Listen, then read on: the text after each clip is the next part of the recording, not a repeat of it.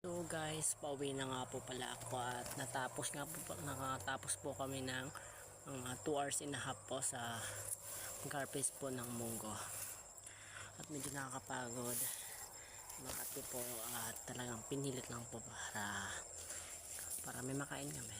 So talagang makati po sa kamay at paa. At ito nga po pala lahat yung harvest namin. Talagang nakapagod at uuwi pa ako dahil magluluto pa po ako ng kanin upang mamaya po sa gabi.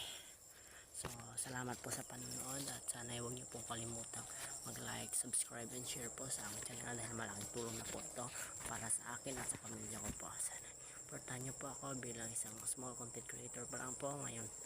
Sana please subscribe po sa aking channel. Thank you po.